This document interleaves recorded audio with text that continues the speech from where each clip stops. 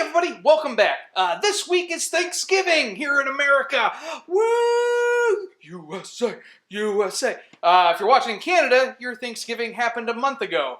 I'm assuming it has to deal with the metric system? I don't know. Thanksgiving, it's that time of year where we thank each other and, thank for the blessings of last year's harvest. And, I'm not a farmer, so my cornucopia is just filled with Skittles, hummus, and pita chips. I gotta find a better nutritionist because I'm probably not gonna live till 40 if I eat that every single day. Also, I'm glad and thankful that I wasn't coerced into playing Farmville this year. Speaking of, is that still a thing? I wrote that joke like about a year ago. So, overtime! And finally, I'd like to ruin a franchise. Power!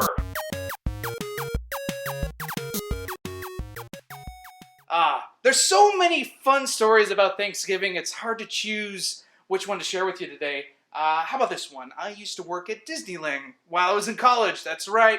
I get cooler by each episode. Ladies, I am taken. And I worked there. I saw actually the turkey that was pardoned by the president. That's right. His name was Marshmallow, and he was the Grand Marshal of the Thanksgiving Day Parade. And now, I barely could see him because security around this bird was ridiculous. It was so tight-knit, you could barely see it. They just wanted to make sure there wasn't any foul play. Yeah, that's right. So much setup for a popsicle stick joke.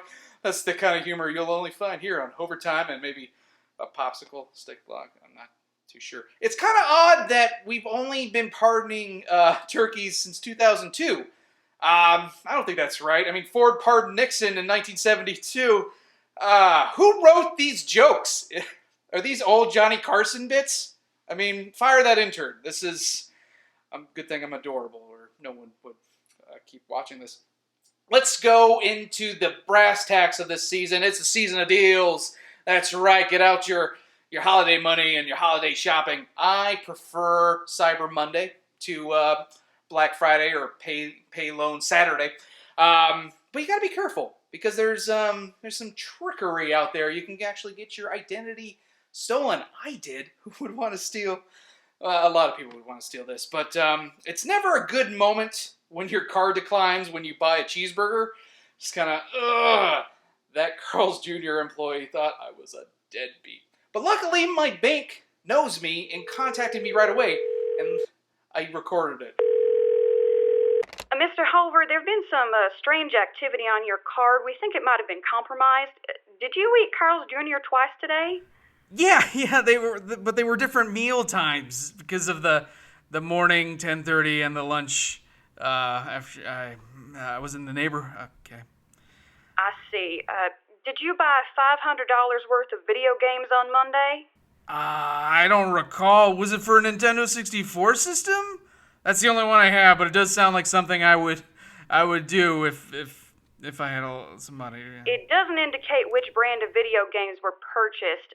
Then today it showed that you bought $1,000 worth of men's suits, and we just went ahead and red flagged that. Let's not kid ourselves. I just needed a cheeseburger. Tammy!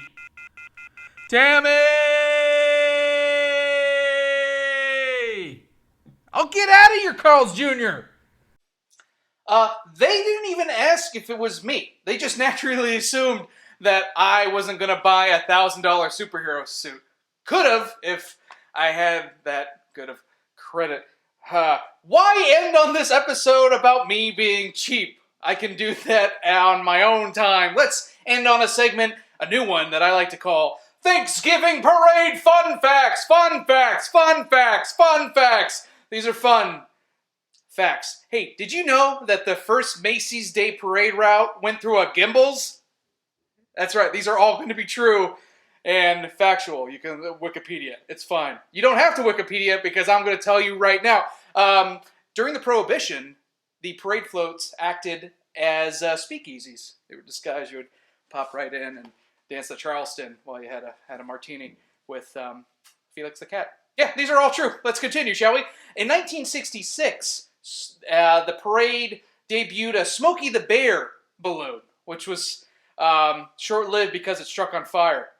Yeah, we got like 4 more. Stick with me on this whatever train. Probably the lamest 2 balloons ever to be debuted on the parade route was back-to-back, actually. In 2000, there was an Ask Jeeves float, which was just a butler.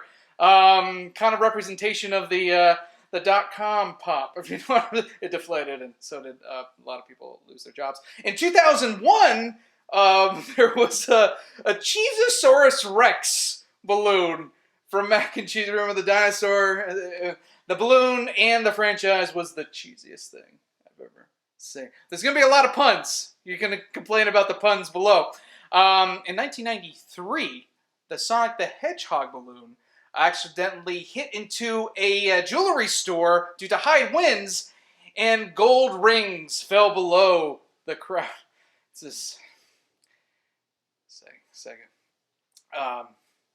Lastly, Santa. Santa comes at the end of the parade, which is a lot of fun. It actually marks the beginning of the holiday season. This year, Santa showed up to the parade route around mid-October.